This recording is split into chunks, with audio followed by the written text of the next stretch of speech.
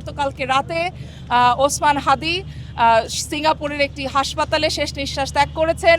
আমরা বলতে চাই গতকালকে রাতে আমরা বিভিন্ন সংবাদ মাধ্যম এবং সাংস্কৃতিক প্রতিষ্ঠানে যে হামলা দেখেছি, সেই হামলাগুলো পূর্ব পরিকল্পিত, বাংলাদেশকে অস্থিতিশীল করবার একটি খুবই জঘন্য প্রচেষ্টা মাত্র। আমরা একটু আগে ডেইলি স্টারের বিধ্বস্ত ভবন পরিদর্শন করে সেখানে একটা ছোট সমাবেশ করে এখানে এসেছি। আমরা নাগরিক সমাজের পক্ষ থেকে খুব স্পষ্ট ভাষায় বলতে চাই, গত 12ই ডিসেম্বর শরীফ ওসমান হাদির উপরে যে হামলা হয়েছে এবং যার ফলশ্রুতিতে আমরা দেখেছি গতকালকে রাতে ওসমান হাদি সিঙ্গাপুরের একটি হাসপাতালে শেষ নিঃশ্বাস ত্যাগ করেছেন।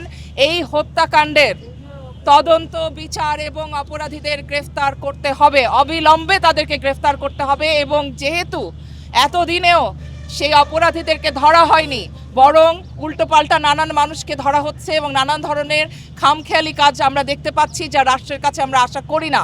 এবং এই দায় নিয়ে আমরা স্বরাষ্ট্র উপদেষ্টার পদত্যাগ চাই।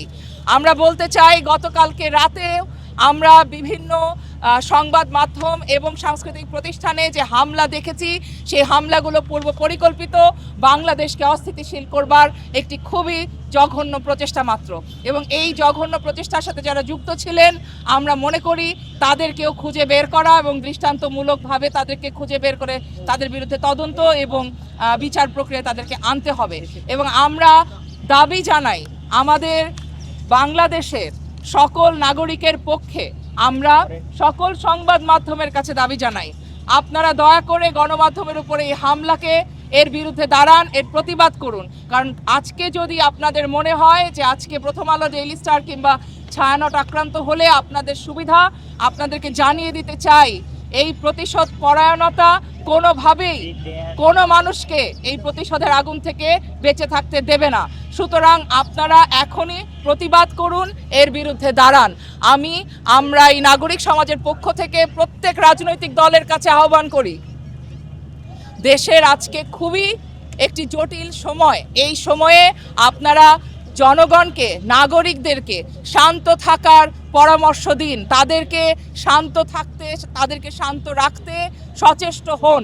কারণ নাগরিকের অধিকার সেখানেই, যেই অধিকারটা হচ্ছে শান্তিতে, শান্তিপূর্ণ একটি দেশে নিরাপদে বসবাস করার অধিকার।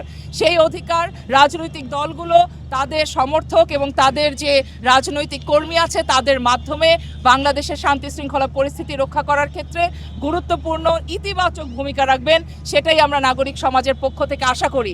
আমরা আর কোনো উস্কানি দেখতে চাই না, আমরা আর কোনো সহিংসতা দেখতে চাই না। আমরা নাগরিকের নিরাপদে থাকার অধিকার চাই। আমরা জানি সামনে আর কিছুদিনের মধ্যেই নির্বাচন, এই নির্বাচনকে কেন্দ্র করে নানান রকম খেলা চলছে। আমরা সবার কাছে আহ্বান জানাই নাগরিক সমাজের পক্ষ থেকে, আমরা নাগরিকদের, সহনাগরিকদেরকে হাত জোড় করে বলি যে দয়া করে আপনারা আইন হাতে তুলে নেবেন না, দয়া করে আপনারা ডিউ প্রসেস, আইনের শাসনের উপর শ্রদ্ধাশীল থাকুন। এবং সরকারকে এবং রাষ্ট্রকে আমরা দাবি জানাই যেন তারা অবশ্যই এই প্রত্যেকটি হত্যাকাণ্ড, হামলা এবং ভাঙচুরের তারা যেন তদন্ত করে বিচার করে। এবং নাগরিক সমাজের অন্য সকল যে অংশ রয়েছে তাদের সকলকে এই বিষয়ে সোচ্চার থাকার জন্য আহ্বান এবং অনুরোধ জানাই।